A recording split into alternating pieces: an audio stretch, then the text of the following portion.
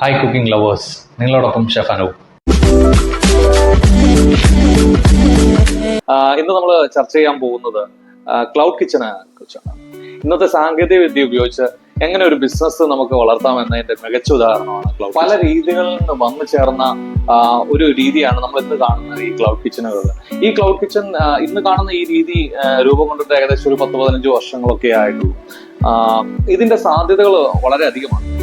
ഇവിടെ ഇരുന്ന് കഴിക്കാനുള്ള സംവിധാനങ്ങൾ നമ്മൾ ഒരുക്കേണ്ട ആവശ്യമില്ല, അല്ലെങ്കിൽ ഒരു പാർക്കിംഗ് ഏരിയാസ് നമ്മൾ കണ്ടെത്തേണ്ട ആവശ്യമില്ല. വലിയൊരു ബിസിനസ് സാധ്യതയാണ് ഇത് തുറന്നിടുന്നത്. ഒരു ഹോട്ടലിലോ ഒരു റെസ്റ്റോറൻറ്റിലോ ഉള്ള പോലെ കുറെ അധികം സപ്പോർട്ടിംഗ് സ്റ്റാഫിന്റെ ആവശ്യകത ഈ ക്ലൗഡ് കിച്ചണുകളിൽ ആവശ്യമില്ലാത്തത് കൊണ്ട് തന്നെ വളരെ ഭാരിച്ച ഒരു ചെലവ് നമുക്ക് നിയന്ത്രിച്ചു കൊണ്ടുവരാനായിട്ട് സാധിക്കും. ചെയ്യാൻ അറിയാവുന്നവര് ഒരുമിച്ചോ അല്ലെങ്കിൽ ഒറ്റയ്ക്കോ തുടങ്ങാൻ പറ്റുന്ന ഒരു ബിസിനസ് തന്നെയാണ് ഈ ക്ലൗഡ് കിച്ചൺ.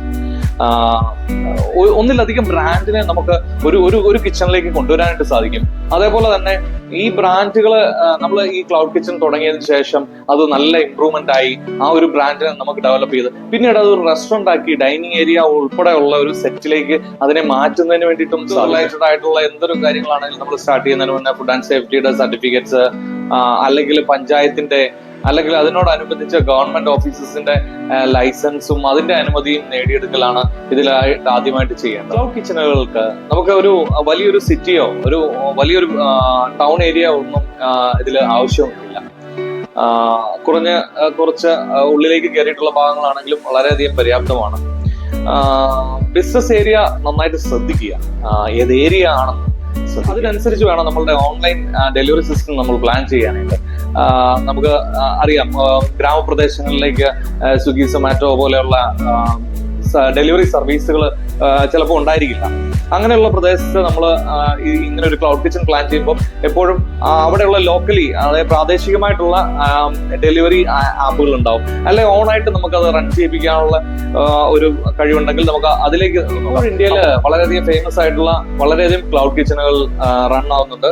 അതിൽ മെയിൻ സ്ട്രീമിലേക്ക് വന്നിരിക്കുന്നതായ കുറച്ച് ക്ലൗഡ് കിച്ചണുകൾ എന്ന് പറയുന്നത് Firangi bake, rebel foods, biryani by kilos, burger my box, oven story pizza, fresh menu. ഇതൊക്കെ ഇങ്ങനെ ഒരു വളരെ നീണ്ട ലിസ്റ്റ് തന്നെയുണ്ട് ഇന്ന് ക്ലൗഡ് കിച്ചണുകൾ. ക്ലൗഡ് കിച്ചനെ കുറിച്ച് വളരെയധികം ചുരുക്കിയാണ് പല കാര്യങ്ങളും സംസാരിച്ചിട്ടുള്ളത്. ഇത് വളരെയധികം ഇതിനെക്കുറിച്ച് വളരെ കുറെ കാര്യങ്ങൾ പറയാനായിട്ടുണ്ട്. ഈ ചെറിയൊരു വീഡിയോയിൽ പറയാവുന്നതിന്റെ മാക്സിമം പറഞ്ഞിട്ടുണ്ട്. കൂടുതലായിട്ട് അറിയണം എന്ന് ആഗ്രഹം ഉണ്ടെങ്കിൽ താഴെ കമന്റ് ചെയ്താൽ മതി.